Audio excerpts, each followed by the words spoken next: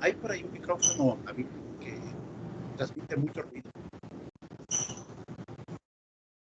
Gracias. Poniendo énfasis en la interacción entre las partículas. Eso fue en la primera clase. En la segunda clase vimos que esa interacción, aunque es de carácter efectivo, puede tratarse como si fuera una interacción entre átomos grandotes y utilizar las técnicas de mecánica estadística para poder estudiar a las suspensiones coloidales. Y además hablé sobre un tipo de interacciones que son las fuerzas de vaciado entrópico, que las puede uno modelar en el caso más sencillo, en una situación como esta que está en estos cuadros de arriba, en donde se tiene una suspensión coloidal binaria de partículas grandotas y pequeñas, y uno puede, cambiando la composición, es decir, poniendo más pequeñas o más grandes, o variando los tamaños, uno puede manipular una interacción efectiva que surge entre las partículas grandes.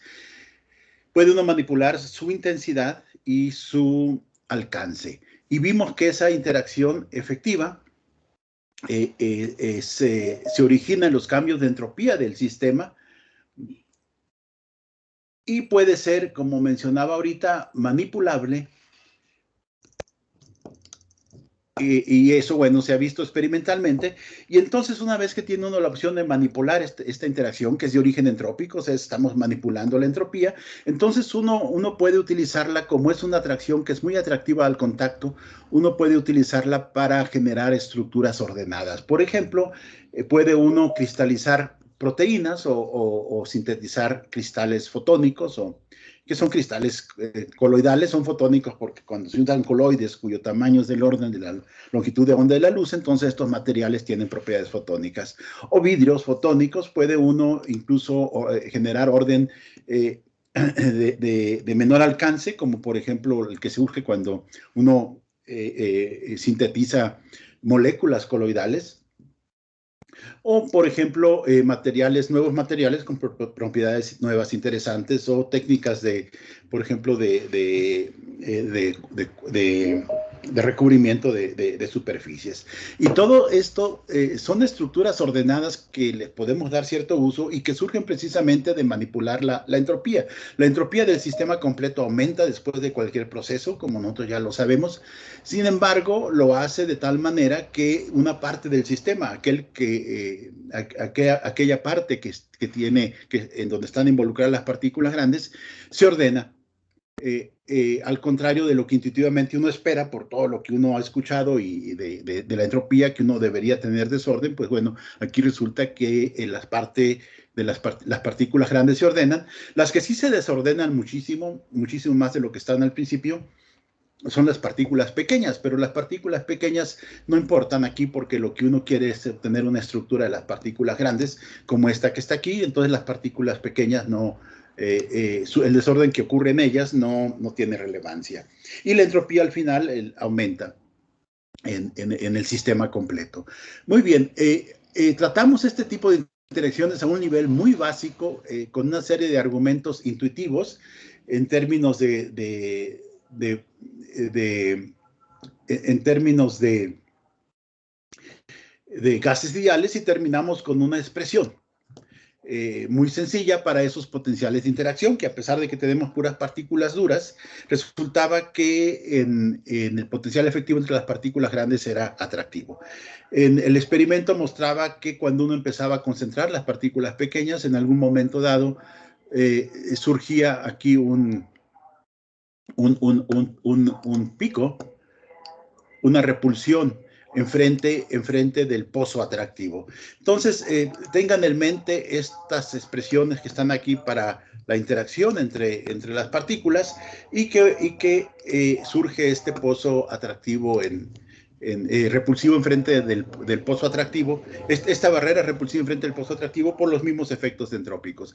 Esas dos cosas no las podemos, eso no lo podemos entender en términos de estas aproximaciones tan triviales que hicimos aquí en términos de gases ideales, y para poderlas entender necesitamos ir un poco más allá, necesitamos ir a una teoría que sea capaz de tomar en cuenta efectos de concentración. Y de esas teorías hay varias en la literatura. Nosotros tenemos una, que se conoce como teoría de ecuaciones integrales de las fuerzas de vaciado entrópico, y que permite calcular este tipo de efectos. Y de eso voy a hablar en la clase de hoy. Miren, imagínense, voy a tener que suponer ciertos conocimientos en teoría de ensambles y en teoría de funciones de distribución. Son conocimientos básicos, los pueden encontrar en cualquier libro de texto que ve este tipo de temas. Aquí ya solamente los voy a mencionar, pero no voy a demostrar nada de las propiedades, de las relaciones matemáticas que voy a escribir aquí en la pantalla. Miren, imagínense un sistema como este. Es un sistema que... Es un sistema, bueno, es este que está aquí. Imagínense que nos fijamos en un pequeño elemento de volumen del sistema, en la posición R', y en otro pequeño elemento de volumen del sistema en la posición R. R más R'. La distancia entre los elementos de volumen es R. Estos que están aquí no son partículas, estas son elementos de volumen. Aquí adentro hay un montón de partículas. O bien, si uno hace que este elemento de volumen sea muy pequeño, igual puede uno terminar teniendo una sola partícula o ninguna. Eso también es posible. Y entonces medimos la densidad promedio del sistema y después medimos la densidad instantánea, porque en un líquido las densidades fluctúan. Medimos la densidad instantánea en esta posición y en esta posición, y restamos a la densidad instantánea, le restamos la densidad media, y tenemos la fluctuación en la densidad. Entonces vamos a tener una fluctuación en la densidad de aquí, otra fluctuación en la densidad de acá, y lo que podemos hacer ahora es multiplicarlas, como está aquí, y promediarlas en el ensamble.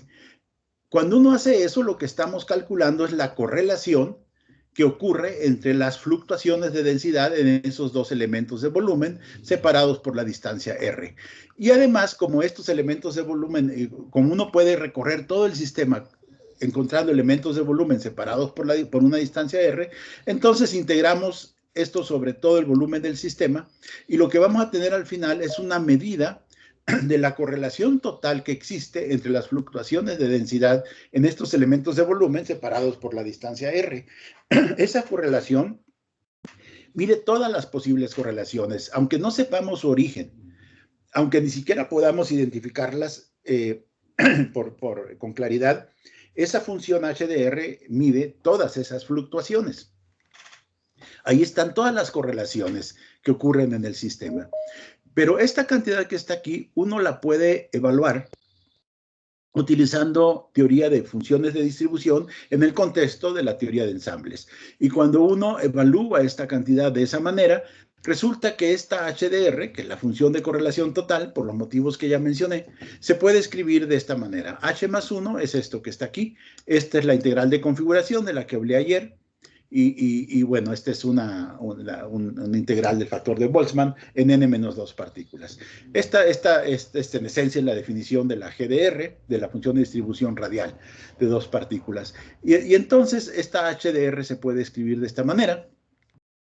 Y a la H le llamamos función de correlación total, porque mide la correlación total entre estas fluctuaciones. Pero a la H más 1 que aparece aquí, le vamos a llamar función de distribución radial o GDR. Esta cantidad GDR se interpreta como la probabilidad de encontrar a una partícula a la distancia R cuando tenemos una en el origen.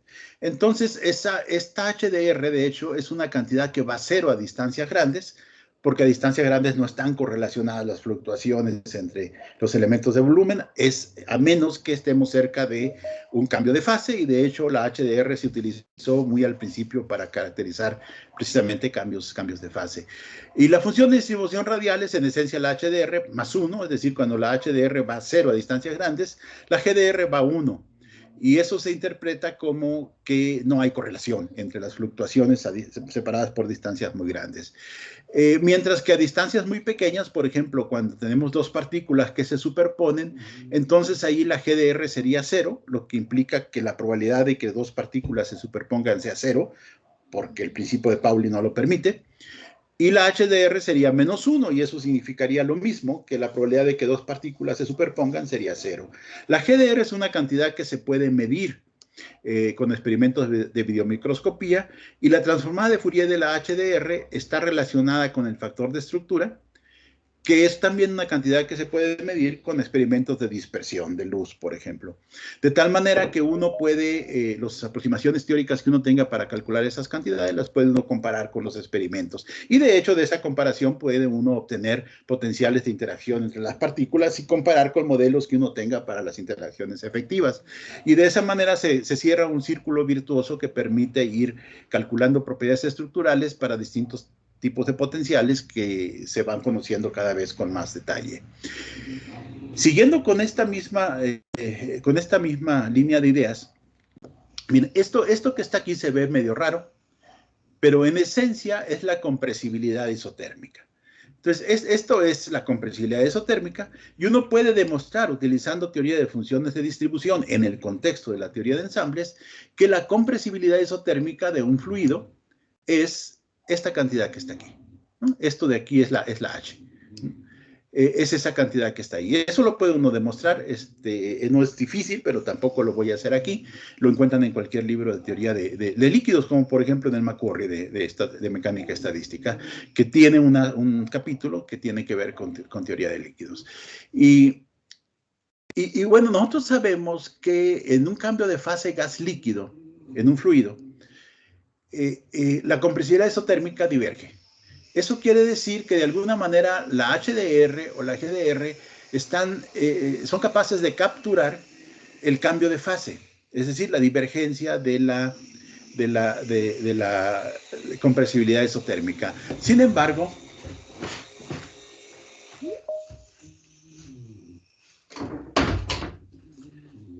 perdón, me desconecté un momentito porque aquí están usando un taladro los vecinos, y cerré la ventana. Muy bien, sin embargo, cuando uno tiene esta cantidad de aquí, pues sí diverge, pero es difícil caracterizar la divergencia cuando esta cantidad es proporcional a la misma divergencia que uno quiere buscar. Una manera más astuta de caracterizar la divergencia en la compresibilidad isotérmica se les ocurrió a Orsten y a Cerny, que fueron de los primeros en estudiar fenómenos críticos, y lo hicieron precisamente en el contexto de este que estoy hablando aquí, y definieron una función que le llamaron función de correlación directa, que la pusieron precisamente en el denominador, y dijeron, esto que está aquí lo voy a escribir de esta manera. Entonces, cuando esta integral que está aquí va a 1, el denominador es 0 y esto diverge. Entonces, la CDR me caracteriza la manera en que la compresibilidad isotérmica diverge. De hecho, el alcance de la CDR mide la longitud de correlación de las fluctuaciones en la región crítica. Pero bueno, ya no voy a hablar de eso, simple y sencillamente me voy a quedar con esta definición. Tanto la G como la H como la C no tienen unidades, están definidas sin unidades, por eso es que uno tiene que sacar aquí la N, porque la N es la densidad, es el número de partículas entre el volumen, y multiplicando por este elemento de volumen, pues nada más queda un número. Así que esto de aquí no tiene unidades. Esto multiplicado por esto no tiene unidades, y la C no tiene unidades, lo mismo que la H y la G. Pero yo aquí me dejo de hablar de cómo es que esto iba hacia la dirección de los fenómenos críticos, y simple y sencillamente voy a fijarme en esta relación que está aquí, con una GDR que entendemos su significado físico, y una CDR que todavía no entendemos del todo. Y resulta que esta expresión se puede escribir como está aquí. Y si se fijan, estas integrales que están aquí, en realidad es la transformada de Fourier de la C, y esta de acá es la transformada de Fourier de la H, pero no para cualquier valor del número de ondas. Es la transformada de Fourier cuando el número de ondas vale 0. Es decir, es como si tuviéramos aquí e a la menos QR, pero con Q igual a 0. por eso es que no aparece, por eso es que aparece solamente un 1. Entonces, esto de aquí es la transformada de Fourier de la H en Q igual a 0, es esto. Y esta es la transformada de Fourier de la C en Q igual a 0. Entonces, esta ecuación que está aquí se puede escribir de esta manera. Y con un poquito de álgebra, esto transforma esta ecuación integral en una algebraica, y con un poquito de manipulación uno llega a esta expresión que está aquí, que es válida para Q, para el número de onda igual a 0, y que la C de 0 pues tiene que ser lo que deba de ser para que se cumpla esa relación. Lo que Osten y Zernike propusieron en su momento es que ellos esperaban que esa relación fuera válida para cualquier número de ondas, y entonces la postularon para cualquier número de ondas.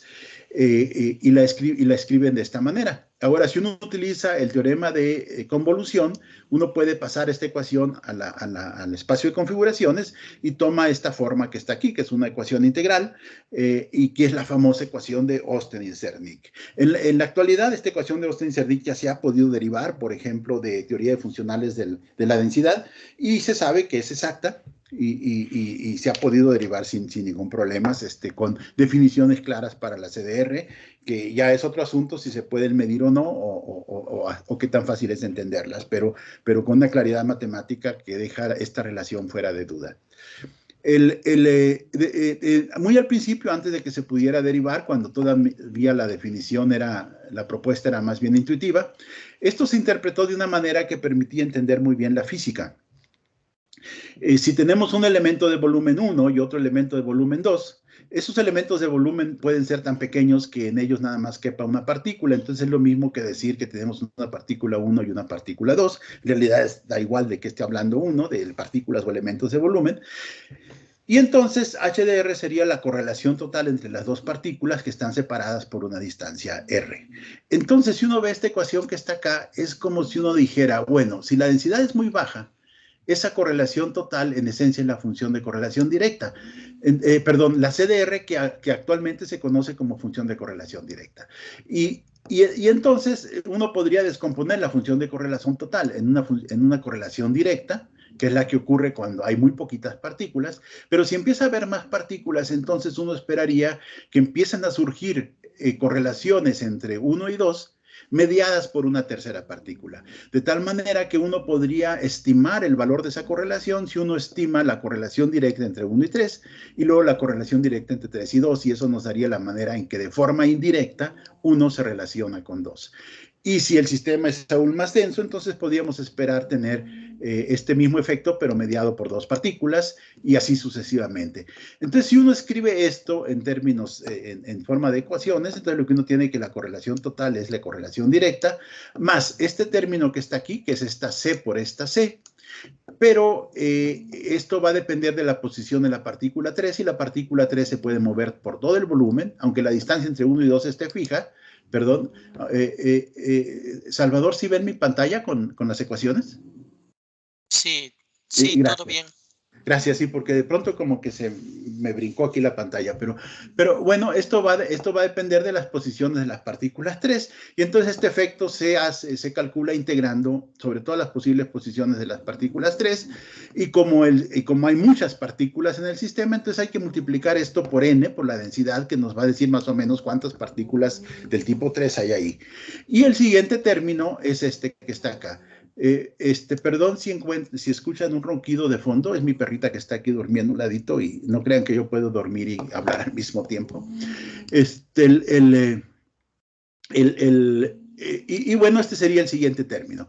Y así podríamos seguir con los demás términos. Y si se fijan, esta expresión, esta serie que tenemos aquí, es una serie geométrica, de tal manera que uno puede factorizar estos términos que están aquí adentro, y lo que uno tendría es que la HDR es igual a la CDR más n por la integral de la CDR' por esto que sale de la factorización en dr'.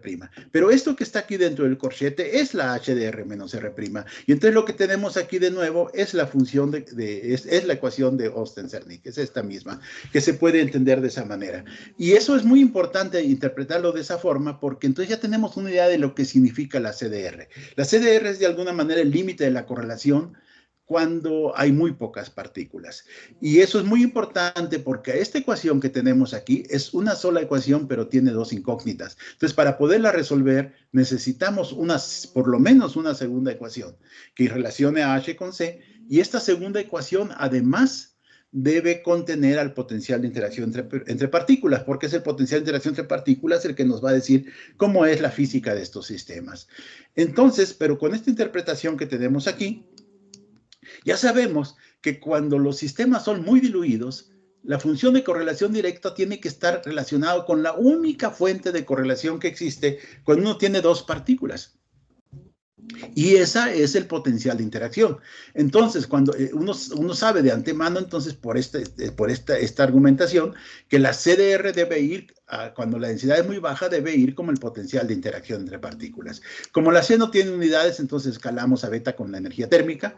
Y para que la HDR tenga las propiedades que debe tener, por ejemplo, que es -1 cuando se superponen las partículas, entonces le ponemos este menos y de esta manera nos aseguramos de que se cumpla con eso. Hay personas que simple y sencillamente dicen, bueno, yo voy a suponer que en general la CDR es igual a esto. Y con eso ya puedo resolver mi ecuación de Stensernik. Esta aproximación tiene nombre, se llama Random Phase Approximation, que no tiene que ver nada con la Random Phase Approximation que uno conoce de cuántica, pero que cuando se aplica a polímeros tiene ciertas características que a las personas que lo usaron por primera vez les recordaron la Random Phase Approximation de cuántica y entonces se agandallaron el nombre también para esta parte. Eso ocurre con frecuencia, ¿no? Como las fuerzas de Casimir críticas que no tienen que ver con las fuerzas de Casimir originales o en fin. Hay varios ejemplos por ahí. Esta aproximación es bastante útil para ciertos tipos de polímeros, pero para coloides es pésima, es terrible. Entonces, una de las primeras correcciones que le hicieron a esta aproximación las personas que trabajan en coloiden fue decir, bueno, voy a suponer que eso es efectivamente así, pero cuando las partículas no se superponen. Y cuando se superponen, voy a exigirle lo que ya sé que debe cumplirse, que las partículas no se puedan superponer. Es decir, ahí la probabilidad de superposición es 0, que es esto que está aquí.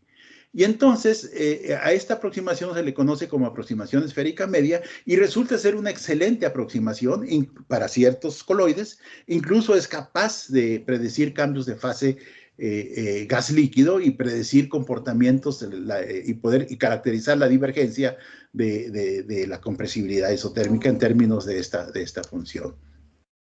En la actualidad ya se conoce una expresión general para esa relación que se conoce como relación de cerradura, que está escrita aquí. El primer término es el de Random Phase Approximation, después vienen estos términos que están aquí y después viene una función B que se llama función puente. Y en la función puente vienen ahí ya correlaciones entre 2, 3, 4 y muchas partículas. Y de hecho todo lo que no está aquí viene en la función puente y esta ecuación también es exacta, aunque claro, aquí está escrita para partículas con simetría esférica. Y claro, tiene que modificarse cuando ese no es el caso. Y ahí puede uno empezar a encontrar aproximaciones aproximando la función B. La función B es una función muy difícil de calcular. No se conoce mucho de ella, pero no se conoce una expresión exacta, digamos, que uno pueda considerar para cualquier situación. Y una aproximación es hacer esto igual a 0, y eso da lugar a la famosa aproximación de cadena hipertejida o HNC, que también resulta ser una excelente aproximación para algunos coloides. La ecuación de Stensernik se puede generalizar para mezclas con relativa facilidad, porque uno puede suponer que estas partículas son de especies distintas y las partículas intermedias también son de especie distinta, y entonces uno puede descomponer esta serie también en especies, no nada más en partículas, y finalmente lo que uno queda, por ejemplo, para la correlación entre una partícula de especie 1 con otra partícula de especie 2 separado por R, bueno, esto va a ser primero la correlación directa y luego las partes mediadas. Y si uno escribe esta serie, al final resulta que la ecuación de Stensernik para mezclas queda de esta forma, que nos da la correlación total entre partícula de especie I y de especie J a la distancia R, como este término que está aquí. Y aquí la suma es sobre las especies, porque las partículas mediadoras corren sobre esas especies. Y también se tiene una relación general para la cerradura, que es esta que está aquí abajo, que si se fijan es igual a esta, mientras que la de Osten-Cerny cambia un poco. Esta mezcla índices, mientras que esta no mezcla índices. Bueno, en realidad sí los mezcla, pero los mezcla dentro de la función puente. Fuera de este término de aquí no mezcla índices. Entonces tenemos esta ecuación ya de Osten-Cerny que es para mezclas. Y en particular para mezclas binarias, el número de especies, que es P es el número de especies, es 2 porque es una mezcla binaria. Entonces tenemos esta misma ecuación, pero la suma corre sobre los índices 1 y 2. Y entonces la ecuación de Osten-Cerny queda aquí. Aquí la tengo escrita en el espacio de Fourier, en donde utilicé el teorema de convolución, mientras que acá está escrita en el espacio de configuraciones. Escribir en el espacio de Fourier facilita la vida porque la convierte en una ecuación algebraica, mientras que en el espacio de configuraciones es una integral. Si uno después escribe esta ecuación para sus distintas componentes, entonces esta se descompone en estas 4 ecuaciones. Y podemos ver, por ejemplo, que en la primera aparece la H11, es decir, la correlación total entre la especie 1, de esta manera, y por aquí aparece el H21, es decir, la correlación total entre la especie 2 y la 1. Pero el H21 también aparece aquí. Entonces lo que podemos hacer es despejar de aquí el H21 y sustituirlo acá. Y cuando hacemos esto nos queda esta expresión que está aquí. Pero esa expresión que está ahí, si se fijan, se puede reescribir, o sea, aparece el H11 igual a esto, más N1, por esto mismo, que es lo que está acá, por H11, y si se fijan, eso tiene exactamente la misma forma que la ecuación de Osten-Cerny para una sola componente, es decir, esta, pero donde la única componente es la especie 1. Eso sí, nosotros asumimos que esta es la función de correlación entre la especie 1, pero esa es la C11. Entonces, esta sería como una C11 efectiva. Y entonces lo que tendríamos es que cuando lo que hicimos aquí, de una manera sutil y muy eficiente, fue integrar todos los grados de libertad de la especie 2. Y entonces, al integrar todos los grados de libertad de la especie 2, nos quedamos con un sistema en donde solamente vemos a la especie 1, aunque sabemos que la 2 está ahí, pero no la vemos de forma explícita. Y el resultado de hacer eso es contraer la descripción y el precio que uno debe pagar es que en la ecuación de Osten-Cerny para la especie 1 van a aparecer funciones de correlación directas efectivas. Entonces, lo que estamos haciendo es que partimos de ecuaciones para mezclas y después contraemos una especie y aquí aplicamos, acá no lo aplicamos, aquí lo derivamos y vimos que esto era así, pero aquí vemos que lo que está ocurriendo es que allí se está manifestando esta característica que está en el ADN de la física estadística de que tener ecuaciones contractivas y que no cambian de forma, y resulta que al contraer una especie en la mezcla binaria terminamos con una ecuación de Osten-Cerny para una sola componente, pero en términos de funciones de correlación efectivas, y además el proceso de contracción nos da una fórmula para calcular esas coeficientes, esas funciones de correlación directa efectivas en términos de las funciones de correlación directa de la mezcla original. Y además tenemos esta cerradura que está aquí, que podemos suponerla que también es válida para el sistema efectivo, y eso es correcto en los términos del paradigma atomístico de los coloides. Y entonces lo que tenemos son estas ecuaciones que están aquí y estas que están aquí. Y en particular lo que podemos hacer es agarrar esta que está aquí y restársela a esta y despejar el potencial efectivo. Y lo que tenemos es una expresión para calcular el potencial efectivo. Y tenemos que el potencial efectivo es igual al potencial desnudo, es decir, el de la mezcla original, más esta diferencia que está aquí, más esta otra diferencia que está aquí. Y entonces uno puede resolver las ecuaciones de Osten-Cerny para la mezcla original de esferas duras, por ejemplo, y después calcular esta cantidad que está aquí. Y cuando uno hace eso, por ejemplo, para potenciales de vaciado entrópico, el potencial de interacción entre las partículas de todas las especies es esfera dura. En todas ellas se cumple que no pueden superponerse. En todas ellas se cumple que la energía interna es completamente cinética, es decir, no depende del volumen, y la entropía, en cambio, sí va a depender del volumen, y por lo tanto, cuando hay cambios en el volumen, toda la física que se despierta al momento en que uno cambia el volumen, tiene origen entrópico. Y en ese sentido son sistemas entrópicos. Y entonces puede uno hacer los cálculos y agarrar, por ejemplo, una mezcla binaria, con partículas pequeñas y partículas grandes, y dejar de ver a las partículas pequeñas integrando sus grados de libertad, es decir, contrayendo la descripción, y entonces lo que tendríamos es un sistema de monodisperso de partículas grandes, pero que interaccionan con un potencial efectivo, y ese potencial efectivo lo podemos calcular y graficarlo, y vemos que efectivamente tenemos aquí la atracción al contacto, y cuando se concentra el sistema, de pronto surge una barrera repulsiva en frente de esa atracción, que es exactamente la misma que se observó en estos experimentos aquí. Más que eso, podemos llevar el sistema a una situación en la que haya un cambio de fase, en donde las especies segreguen, y entonces lo que vamos a tener ahí es que al mismo tiempo que la especie segrega, también las especies segregan, también condensan, y pueden condensar más allá de la concentración crítica para cristalizar o para vitrificar, y entonces esto permite explicar y diseñar también, con efectos de concentración, procesos que permitan la cristalización de proteínas, por ejemplo, o la cristalización de los coloides, o su vitrificación. Un caso particular, porque es muy transparente y permite entender la física detrás de esto, es el caso de los sistemas diluidos.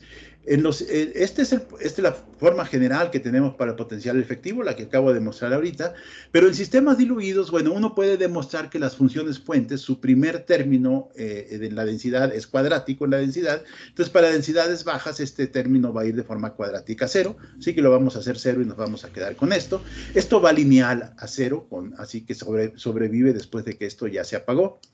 Y entonces, si sustituimos aquí las expresiones para las mezclas binarias, esto va a quedar exactamente así.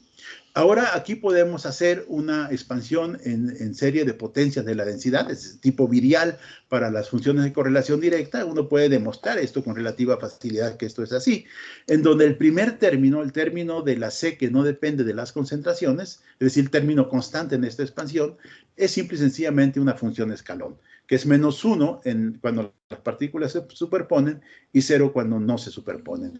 Y entonces, lo que vamos a hacer es quedarnos hasta términos lineales.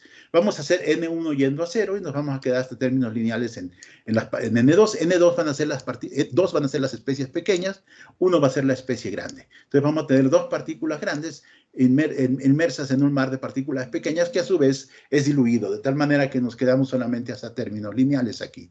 Y entonces lo que hay que hacer es colocar esto en estas expresiones, hacer la expansión en serie de Taylor y quedarnos con términos lineales, y esto que está aquí es esto que está acá. Queda de esta manera, hasta términos lineales en N2. Esa sería entonces la fuerza de interacción, el potencial de interacción en el límite diluido obtenido de la teoría de ecuaciones integrales de las fuerzas de vaciado entrópico. Y estos que están aquí son funciones escalón, y su transformada de Fourier se puede calcular con relativa facilidad, y después puede uno hacer el producto y calcular la transformada de Fourier inversa, y lo que resulta es esto que está aquí. Y si se fijan, esto que está aquí es exactamente esto, es exactamente la misma ecuación que habíamos marcado acá arriba hace ratito. Es esta ecuación que está aquí. Entonces, todo empieza a coincidir, todo empieza a coincidir, pero ahora además tenemos una manera sistemática de hacer el cálculo y podemos identificar al potencial efectivo, que es esto que está aquí. Aquí podemos usar el teorema de convolución y escribir esta transformada de Fourier inversa como esta integral que está acá, en el espacio real. Y entonces podemos escribir esto que está en el espacio de Fourier como esto que está acá en el espacio real. Pero estas son funciones escalón. Entonces lo que estamos es calcular esto es un poquito más sencillo. Incluso podemos generalizar estas expresiones, por ejemplo, a sistemas en otras dimensiones. Si consideramos un sistema bidimensional, por ejemplo, resulta que esta expresión que está aquí es esta. Y esto es más fácil de calcular, lo podemos calcular analíticamente, y lo que resulta es esto que está acá. Y lo que tenemos entonces es el potencial de vaciado entrópico para discos duros, es decir, para partículas coloidales en 2 dimensiones, que son sistemas reales. Eso se trabaja bastante con coloides en 2 dimensiones. Y aquí hay una curiosidad físico-matemática. Es muy difícil encontrar, calcular integrales de productos de funciones Bessel. Estas J son funciones Bessel, es complicado. Y ustedes pueden ir a buscar en la literatura y van a ver que hay muchos productos de funciones Bessel cuyas integrales no se conocen bien. En cambio, y este esquema que está aquí produce de alguna manera en 2 dimensiones una metodología, digamos, es un beneficio colateral que nos da una metodología para calcular algunas de esas integrales. Por ejemplo, si para mezclas ternarias tenemos esto que está aquí, esto se puede calcular con relativa facilidad, mientras que esta que está aquí, esta ecuación, yo la busqué en las tablas y no la encontré tabulada, ¿no? Es como calcular potenciales de vaciado entrópico en 2 dimensiones, es como tener una calculadora que calcula ciertas integrales de productos de funciones Bessel. Entonces, en realidad lo que estamos calculando aquí para el potencial de vaciado es menos N2 por esta cantidad que está aquí. Pero esta cantidad que está aquí es una propiedad puramente geométrica. Es la integral de estas funciones escalones que se pueden entender de la siguiente manera. Cuando uno agarra la función escalón, que es 1, cuando hay superposición entre 2 partículas, y es 0 cuando no lo hay, entonces la única manera de que este producto sea distinto de 0 es que la partícula que estemos considerando se superponga simultáneamente con esta y también con esta que está acá. Y la única región en donde esa superposición simultánea puede ocurrir es precisamente en este volumen que cuando las partículas coloidales grandes se acercan, de pronto se libera y queda a disposición de las partículas pequeñas que andan por acá, lejos de esa región. Entonces, cuando uno calcula esta integral que está aquí, en realidad lo que uno está calculando es este elemento de volumen, del que ya habíamos hablado en la clase anterior. Entonces, este en realidad resuelve el problema geométrico de calcular este elemento de volumen. Y ya que sabemos que eso es el significado de esta cantidad, podemos extenderlo sin esforzarnos mucho, digamos, a situaciones donde las partículas ya no son esféricas, sino que tienen otra geometría en donde esta función escalón va a depender no nada más de la distancia entre los centros de masa de las partículas, sino también de sus orientaciones. Pero igual la única manera de que esto que esté aquí sea distinto de 0 es que haya superposición simultánea de las partículas pequeñas con 2 de las partículas grandes. Y esto uno lo puede, de esta manera puede uno calcular el potencial efectivo de interacción y explicar cosas como, por ejemplo, que las partículas coloidales se absorben sobre las regiones cóncavas de una superficie, o que uno puede asociar partículas coloidales en una configuración llave-cerradura, como esta que está aquí, para generar química coloidal. O puede uno explicar, por ejemplo, ciertas asociaciones que ocurren en procesos fisiológicos entre proteínas de distintas formas, en donde una en esencia entra dentro del hueco que hay en otra, formando una configuración tipo llave-cerradura. O puede ser de este tipo, o pueden ser configuraciones de este tipo. También puede uno explicarlas con ayuda de esta expresión que está aquí. Y el cálculo numérico es muy sencillo. Simple y sencillamente uno agarra las partículas grandes, las pone uno en el espacio y uno cuadricula el espacio, y después va uno brincando, coloca uno una partícula pequeña en cada nodo de la retícula, y en cada lugar en donde uno va uno preguntando si la partícula pequeña se superpone simultáneamente con las grandes. Si no se superpone con ninguna, entonces esto es 0 y esto es 0. Y entonces aquí ese término no contribuye a la integral. Si se superpone con una como aquí, entonces una de estas va a ser distinta de 0, pero la otra va a ser 0, entonces tampoco hay una contribución. Pero si se superpone con las dos, como esta que está aquí, entonces esto va a ser 1, esto va a ser 1, y entonces ese elemento de volumen sí va a contribuir al delta B total. Y entonces uno simple y sencillamente va contabilizando los elementos de volumen en donde eso ocurre, y al final uno tiene ese número de puntos en donde hay doble traslape por el elemento de volumen, nos va a dar el volumen total que se liberó, el delta B de estas expresiones.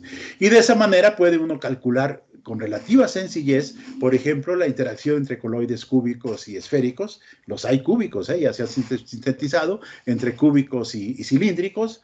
O, por ejemplo, en una configuración llave-cerradura puede uno calcularlos, e incluso puede uno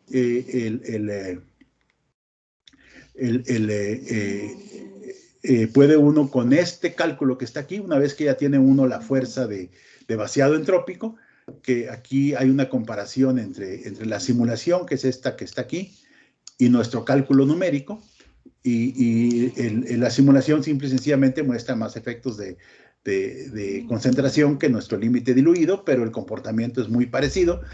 Y si uno utiliza este potencial efectivo de vaciado entrópico entre las partículas en el contacto, como el potencial de activación de la reacción química, uno puede utilizar la aproximación de Arrhenius para hacer cinética química, y uno puede calcular el estado de equilibrio, y de esa manera, cuando uno tiene una mezcla de partículas de tipo cerrojo, perdón, tipo cerradura, y tipo cerrojo y tipo llave, inmersas en un mar de partículas pequeñas a las que voy a llamar depletantes, entonces uno puede calcular en equilibrio qué cantidad de mancuernas, llave, cerradura, se van a formar en el sistema, y eso va a depender de la concentración de las partículas pequeñas. De tal manera que manipulando la concentración de partículas pequeñas, uno puede manipular el número de mancuernas, llave, cerradura que se formen ahí. Y aquí vemos, por ejemplo, el resultado de la simulación para ese número de mancuernas como función de la concentración de depletantes, y aquí vemos el resultado de nuestra teoría utilizando nuestro potencial efectivo como potencial de activación. Pero en la aproximación de Arrhenius, este lambda es un número del orden de 1, pero no exactamente 1. Esta comparación es cuando lambda es 1, pero si hacemos que lambda sea 1.2, entonces tenemos tenemos este acuerdo que está aquí, que es perfecto. Acá está comparado con resultados experimentales, y también vemos que hay un acuerdo perfecto para lambda cercanas a 1. Así que uno puede diseñar química coloidal.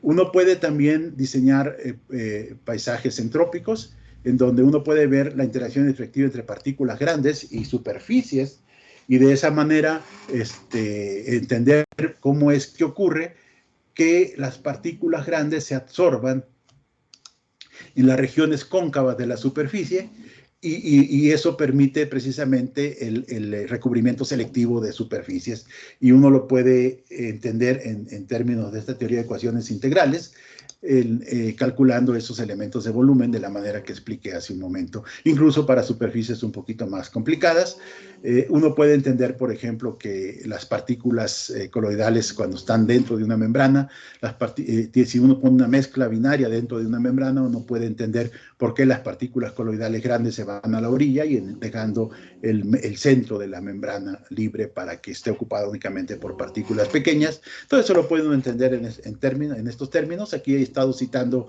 artículos en donde nosotros reportamos estos resultados, ya son resultados viejitos, pero bueno, hay una infinidad de sistemas que uno puede estudiar, así que aquí este es un resultado más reciente, es un artículo que se acaba de publicar, en donde lo que hacemos es que ahora, en vez de tener una mezcla binaria, tenemos una mezcla ternaria, en donde hay unas partículas grandes, unas medianas y unas pequeñas. Y lo que encontramos es que aquí nosotros podemos manipular podemos manipular la forma, no nada más la amplitud y el alcance del potencial de vaciado entrópico, como lo mostré aquí, o sea, no nada más la amplitud y el alcance, sino que también podemos manipular su forma. Por ejemplo, si ponemos un poquito de las partículas medianas, va a ocurrir que en algún momento una partícula mediana se meta aquí entre las partículas grandes, dejando un espacio abierto para que entren un montón de partículas pequeñas, y entonces estas golpetean desde adentro, y ese golpeteo va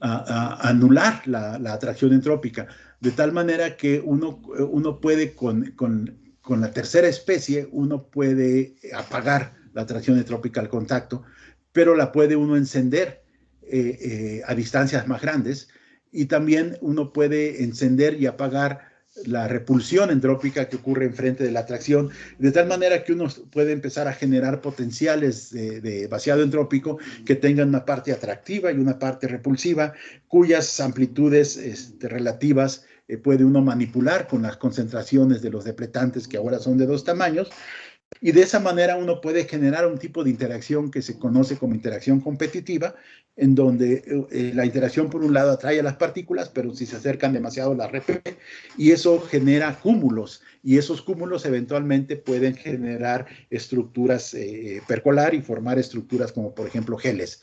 Y este es un tipo, es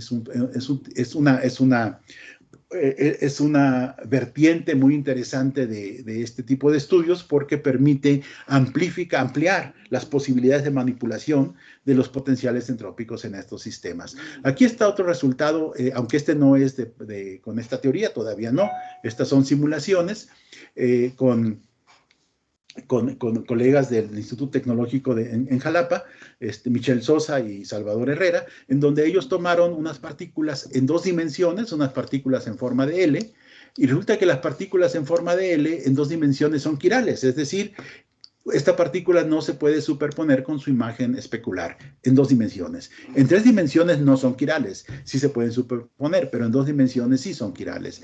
Entonces uno puede agarrar este sistema de estas partículas quirales y poner un depletante, es decir, unas partículas pequeñas, y ver de qué forma ese depletante puede inducir, puede ayudar a manipular la configuración entre las partículas estas que son quirales, y eventualmente, eso no lo hemos encontrado, pero eso es una motivación, eventualmente podré segregar partículas según su quiralidad.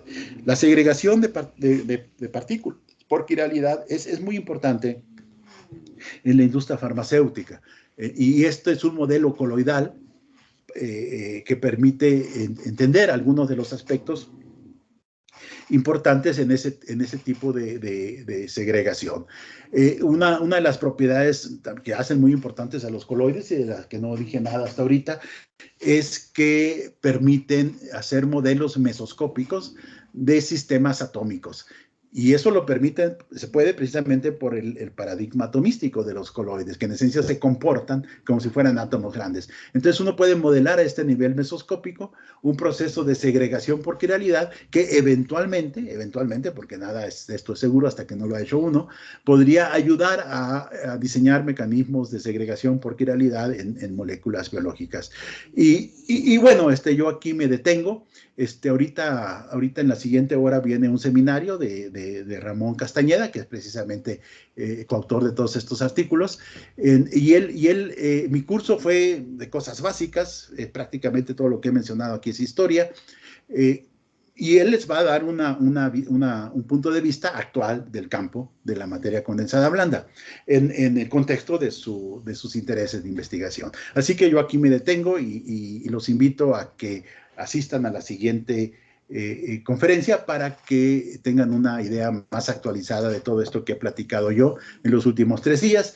Y termino con esta última proyección, dándole las gracias y mostrándoles aquí cómo es que la entropía se manifiesta en la música. Digo, no en la música, en otros aspectos de la cultura, ¿no? Por supuesto que esta es una broma. Muy bien.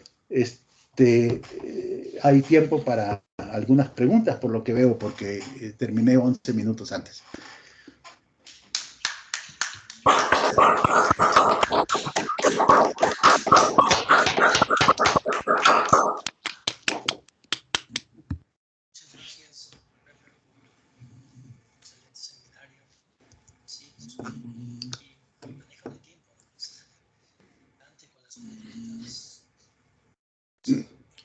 Sí, Salvador. Su micrófono está apagado, Salvador. Perdón. Sí, adelante con las preguntas, preferentemente de los estudiantes. No sean tímidos. Pregunten al profesor.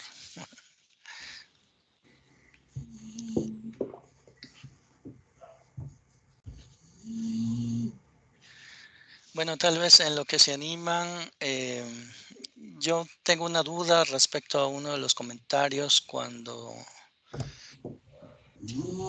sale la gráfica de potencial de interacción y menciona que cuando se aumenta la concentración de los objetos puede llegar a surgir una barrera de ándele, esa barrera, y Sí, que esa barrera sería equivalente a un comportamiento repulsivo. así es. En- entonces, si esos objetos fueran efectivamente proteínas y tenemos este potencial repulsivo, no se daría la cristalización, ¿no? Entonces, mi duda es, Sí puede ocurrir. Sí, ese potencial se puede manipular para estabilizar el sistema y evitar que cristalice. Cuando uno lo que quiere es desestabilizarlo, es decir, provocar la cristalización, entonces lo que uno tiene que hacer es apagar esta barrera. Y eso se puede hacer, por ejemplo, si los depletantes, en vez de ser esféricos, son alargaditos.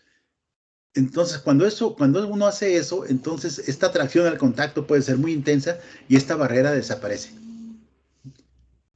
Es el efecto de rotación de los depletantes alargaditos hace eso. Entonces, aquí no mostré cómo puede uno, bueno, excepto tal vez con la última proyección en donde aparecían partículas no esféricas, las quirales, excepto por eso, siempre estuve hablando de partículas esféricas.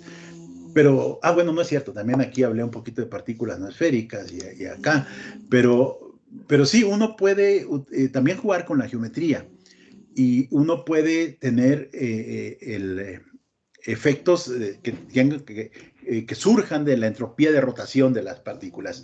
Y en el caso particular que menciona,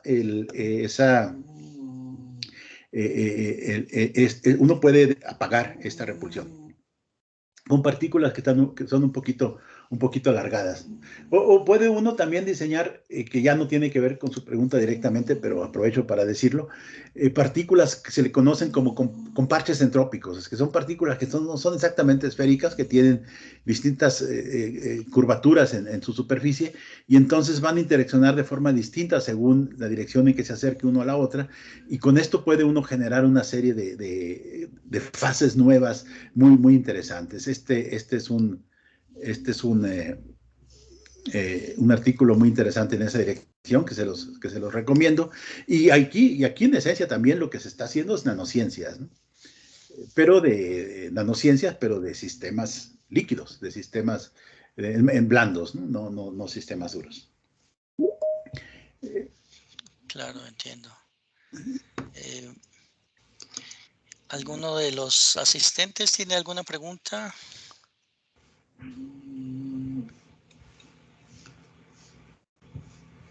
No, parece que no. Muy bien, pues entonces Están todos. igual hay un ratito para que ensayen la conexión con Ramón, que es el que va a exponer a continuación. Claro, bueno, si me permite abusar y preguntar una segunda. Ujú. Ahorita que habló precisamente de nanociencias, ¿hay un efecto de tamaño para la validez de las ecuaciones que nos presenta? Tanto usted como un grupo que invitó a nuestro coloquio de San Luis muestran los efectos, que las ecuaciones son válidas incluso para sistemas macroscópicos, pero yéndonos en el sentido contrario, ya cuando existen los procesos, por ejemplo, de solvatación, ¿esta solvatación no sería un inconveniente para este vaciado entrópico que menciona y modela? Es muy buena pregunta. Sí, la solvatación es un efecto parecido, que de hecho se estudia usando ecuaciones muy parecidas, nada más que ahí no se puede considerar que la interacción es de esfera dura. Entonces, son efectos de vaciado también, pero no son efectos de vaciado entrópico en el sentido de que no domina la interacción de esfera dura. Ahí la interacción entre las moléculas de agua y las partículas coloidales es distinta. Y sí, precisamente en este esquema, en esta forma de ver las cosas, como uno puede partir aquí con ecuaciones que describen a los coloides y a las moléculas de agua, contraer a las moléculas de agua y terminar con los coloides, y en los potenciales efectivos irían los efectos de solvatación. Y efectivamente, Anderson así lo hizo hace mucho tiempo. Esta es una manera de pensar típica entre los estadísticos, que siempre buscan generar jerarquías en las ecuaciones, de tal manera que puedan hacer aproximaciones burdas en un elemento superior de la jerarquía, que proyectado en un elemento inferior de la jerarquía, se convierta en una aproximación que capture la física de lo que están viendo, pero en ese elemento inferior de la jerarquía es más fácil resolver el problema, ¿no? Y eso se hace con mucha frecuencia. Así también se puede obtener el potencial de Yukawa entre partículas cargadas inmersas en un líquido con sales. Y sí, así se han estudiado las fuerzas de solvatación. Pero sí ya no son fuerzas efectivas que se pueden tratar de la misma manera, pero no son de vaciado entrópico, porque ahí la energía interna, ahí sí depende del volumen. Es decir, sí hay interacciones entre las partículas más allá de las esferas duras. Muy, muy buena pregunta. Gracias por darme la oportunidad con esa pregunta de mencionar eso. No, al contrario, muy bien. Pues todavía no hay manos levantadas, entonces no quiero abusar, así que damos las gracias al profesor nuevamente.